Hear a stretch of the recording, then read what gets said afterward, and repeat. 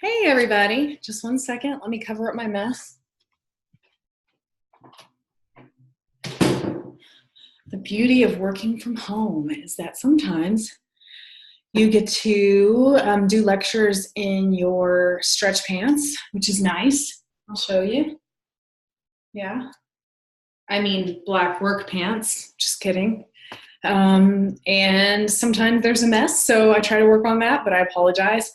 Anyway, so let's talk about chapter 4. I decided to use the book's PowerPoint for this because it is very thorough and great. So sometimes I'll create my own PowerPoints and tailor the material a little bit to what's happening in the state of Texas. And then sometimes if it ain't broke, don't fix it. It's what I say. So I'm using that one today. And hopefully, okay, we are sharing. Okay, so this is chapter 4, multicultural perspectives and diversity issues. So it's an ethical obligation to be a multiculturally competent counselor. And that means that we demonstrate respect for the cultural worldviews, values, and traditions of diverse clients. And to the extent that counselors are focused on values of the dominant culture and insensitive to variations among groups and individuals, they're at risk for practicing unethically. So we just always want to make sure that we're considering the values of the culture of which the client is a part. Okay. So culture is associated with a racial or ethnic group and with gender, religion, economic status, nationality, physical capability or disability, and affectional or sexual orientation. Ethnicity is a sense of identity that stems from common ancestry, history, nationality, religion, and race. So we're going to kind of cover some multicultural terminology here. The oppressed group is a group of people who've been singled out for differential and unequal treatment and who regard themselves as objects of collective discrimination. So a lot of marginalized groups in our country. And multiculturalism is a generic term that indicates any relationship between and within two or more diverse groups. Multicultural counseling is the working alliance between counselor and client that takes the personal dynamics of the counselor and client into consideration alongside the dynamics of the cultures of both of these individuals. So you're looking at your own identity, you're looking at the client's identity, you're looking at the culture of both people. Cultural diversity is the spectrum of differences that exists among groups of people with definable and unique cultural backgrounds. Diversity includes differences on a number of variables that place clients at risk for discrimination. Cultural pluralism is a perspective that recognizes the complexity of cultures and values the diversity of beliefs and values. So we want to be culturally competent. What does that mean? It means we're aware, we have an awareness, knowledge, and interpersonal skills needed to function effectively in this pluralistic society and to intervene on behalf of clients from diverse backgrounds. Cultural empathy is a therapist's awareness of clients' worldviews, which are acknowledged in relation to the therapist's awareness of their own personal biases. Culture-centered counseling is a 3-stage developmental sequence from multicultural awareness to knowledge and comprehension to skills and applications.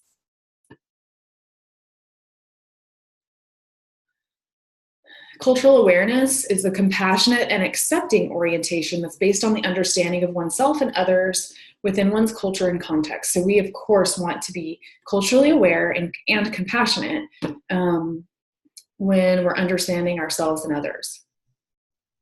Social justice work in counseling. So social justice, which we'll cover a little later also, is the empowerment of individuals and family systems to better express needs and advocate on their behalf to address inequities and injustices they encounter in their community and society. So sometimes we'll advocate on behalf of a family or an individual in a system. So, maybe you notice that there's inequities or inequality that the person is experiencing, and you can possibly intervene on their behalf, or you can advocate so that they're comfortable intervening for themselves. You can teach them the skills, or you can advocate for them. And you can work to change things in the communities. This isn't just about direct advocacy. It's about advocacy for all people to help them, to try to ameliorate the injustices that exist in society, which then helps our clients. Cultural tunnel vision is something we want to avoid, and that's a perception of reality based on a very limited set of cultural experiences. So we want to make sure that we are globally literate counselors, and we display cultural curiosity characterized by openness to engaging in new cultural experiences. Because if we're kind of someone with cultural tunnel vision, things outside of our norm can feel really foreign and really weird. But it's extremely normal in their culture. For instance, I lived in Vietnam for a little while, for about a year. I moved away and lived in Vietnam. And let me tell you, it was a huge culture shock. There were so many things I learned, and it was really great because I learned that literally half a world of people engage in some similar practices that are very different from mine, half a world away. So it's different in each country, of course. I'm not saying that, everything that happened in Vietnam is similar to all Asian cultures, but there were just a lot of differences that I would have never experienced if I had cultural tunnel vision. And so I do encourage you to try to maybe expand your horizons through travel.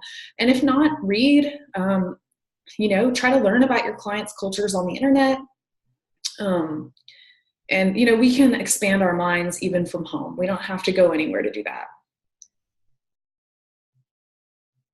So we want to be aware of avoiding stereotypes, which are oversimplified and uncritical generalizations about individuals who are identified as belonging to a specific group. So we want to be careful not to, and we can do this with diagnosis as well. We don't want to overgeneralize, oh, this person has borderline disorder, so they're going to be like this.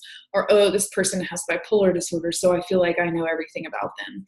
It's easy to try to stereotype individuals, but we need to really be open to the full picture because everyone is a set of identities. We have all these varied aspects of ourselves, and we don't want to limit ourselves as counselors to seeing in a black and white way with our clients, because we won't really get to know them. Multicultural terminology continued. Racism is any pattern of behavior that solely because, we all know what racism is, but basically it denies access to opportunities or privileges to members of one racial or cultural group while perpetuating access to opportunities and privileges to members of another racial group. So this isn't just being, blatantly racist in communities. It's also the fact that because of this racism that's existed in the past and still exists today, certain people still do not have access to privileges that other people do. Cultural racism is the belief that one group's history, way of life, religion, values, and traditions are superior to others. Unintentional racism is a subtle, indirect, and outsider conscious awareness, and it's not intentional, and it can be the most damaging and insidious form of racism. So we really want to be careful to try to understand our own personal biases so that we're not engaging in microaggressions, which is the next one, which is a persistent verbal, behavioral, and environmental insults, assaults, and invalidations that occur subtly and are difficult to identify. So someone who is engaging in unintentional racism may be saying things that are microaggressions, and they don't really even know that they're microaggressions. So we need to be careful about what we say and learn about what could be microaggressions. A couple of examples of that are, you're the best looking blank, like whatever type of culture person I know, or you're not like the rest of them, or let's see what else. Those are all I can think of right now without getting really specific about different groups. But I will say one specific one too, like the transgender population. A microaggression would be like, are you a boy or a girl? Or do you have X, Y, and Z genitalia? So you never want to ask about someone's genitalia, right? But people feel like they can ask transgender individuals that. So it's things that people are not very sensitive about, but that can be very painful to the marginalized population or culture. So, okay. Multicultural counseling competencies provide a framework for effective delivery of services to diverse client populations. Therapists must be willing to go outside the office to deliver services to the community to decrease suspicion and enhance trust. And the multicultural competencies that are endorsed by the American Counseling Association are called the multicultural and social justice competencies, and I've added them to this module, so please take a look at those. Because of course, the American Counseling Association has stated that it's really important that we as counselors are engaging in multicultural counseling. So in some cases, cultural traditions contribute to the underutilization of traditional counseling services by minority clients. Many clients have come to distrust helpers associated with the establishment or with social service agencies because of a history of unequal treatment. The medical model of clinical counseling is often not a good fit for people of lower socioeconomic status. Integrating culturally responsive practices with more traditional models of therapy is of major importance.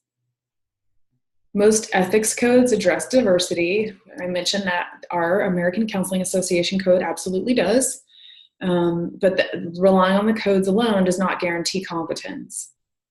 Most contemporary theories of therapy are grounded in Western assumptions, and most of the world differs from mainstream US culture.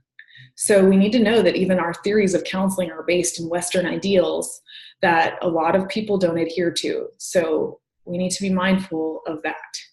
And we need to be mindful that the rest of the world outside of the United States has a lot of different views. Helpers need to reflect on their own assumptions and challenge stereotypical beliefs and cultural biases. An assumption is self-disclosure is a characteristic of a healthy personality. So that's an assumption. And the fact is, some clients view self-disclosure and interpersonal warmth as inappropriate in a professional relationship with an authority figure. And of course, this could be for literally anyone, even within the American culture. Some people just don't feel it's healthy to be self-disclosing and warm in certain situations with authority figures. So here's another assumption. Directness and assertiveness are desirable qualities. In some cultures, directness is perceived as rudeness and something to be avoided. So that's something to take into consideration before you start offering assertiveness training. Another assumption. It's important for our clients to become authentic and self-actualized.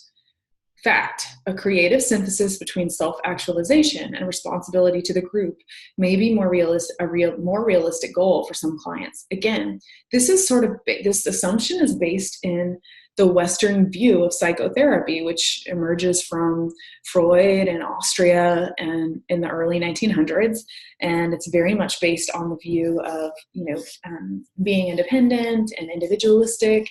And those are Western assumptions that do not apply to a lot of people. All right, so assumption. Direct eye contact is a sign of interest and presence, and a lack thereof is a sign of being evasive. Not necessarily true. Fact, many cultural expressions are subject to misinterpretation, including eye contact, silence, personal space, handshaking, dress formality of greeting, etc. Let's talk about sexual orientation. The mental health system has finally begun to treat the problems of gay, lesbian, bisexual, and transgender people rather than treating them as the problem. So in the, I want to say the second version of the DSM, homosexuality was considered a deviant sexual disorder. So we've come a long way, but I think we still have a ways to go in terms of how society treats LGBTQ people, but also how our profession treats LGBTQ people. So we just need to make sure that we're all competent and we're doing the best that we can to provide the best services possible. Counselors are challenged to confront their personal fears, myths, and stereotypes regarding sexual orientation.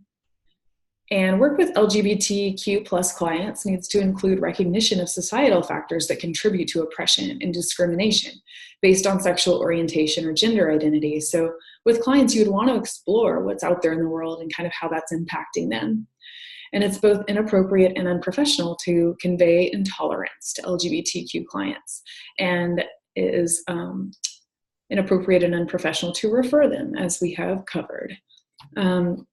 Addressing sexual orientation. So practitioners need to understand that heterosexism pervades social and cultural foundations of many institutions and often contributes to negative attitudes toward LGBT people. So heterosexism just means that heterosexual individuals hold the highest privilege in society. And as such, people who stray from the norm, as is with any sort of non-privileged group, will experience a lack of privilege or a lack of access to certain things. Or they won't be accepted, or they may be misunderstood by certain groups of people. The Association for Lesbian, Gay, Bisexual, and Transgender Issues in Counseling has developed a set of competencies for counselors in training. So I will add that to the module as well. The culture of disability. So people with chronic medical and mental disabilities represent the largest minority and disadvantaged group in the US. People with disabilities are part of a misunderstood culture because they don't conform to socially determined and accepted standards of normalization, beauty, physical attractiveness, and being able-bodied. Disabilities in the US society are even more prevalent as a result of prolonged and sustained military action in war zones around the world. The foundational principle in counseling persons with disabilities is to treat the person first rather than the disability. And I'm going to go ahead and just say that that is what we should be doing with every single client, regardless of their situation. We need to look at the person first and not the problem first. We need to look at the person first and not the diagnosis first. We need to look at the person first and not the disability first. So if we're treating people as complex, fully functioning humans, despite their deficits, then we're respecting them. And that's what we need to be doing. It's not that we're ignoring the problem. We're certainly going to address things in counseling.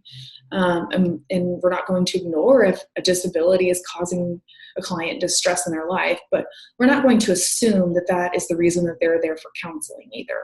They may be totally fine and functioning on every other level, and they're just there, and they happen to have a disability. So we need to consider that. Labels and classifications are not helpful for understanding a client's unique differences in predicting or describing his or her functional capacity. So we want to remember that in diagnosis as well. Achieving optimal levels of psychosocial functioning with the individual based on his or her abilities defines best practices in working with persons with disabilities. Given the decreased functional capacity and severity of some disabilities, many counselors take on the natural role of client advocate. Acting as a client advocate involves the integration of a variety of professional activities, facilitating empowerment strategies critical to ensure client independence. The most helpful role of the counselor is to form a collaborative relationship with clients, and that goes for every single client that we ever serve. But yes, we can advocate sometimes on behalf of clients and with clients, as we've mentioned previously. Well, that is all I have for you today. We will talk a little more about social justice later in the semester, and you will get a whole class on multicultural counseling competencies. But please just know for my class and for practice in general that we are required to be multiculturally competent, and that means understanding our own biases and how they may impact the counseling process, and making sure that we can bracket those biases. Thank you, and have a great day.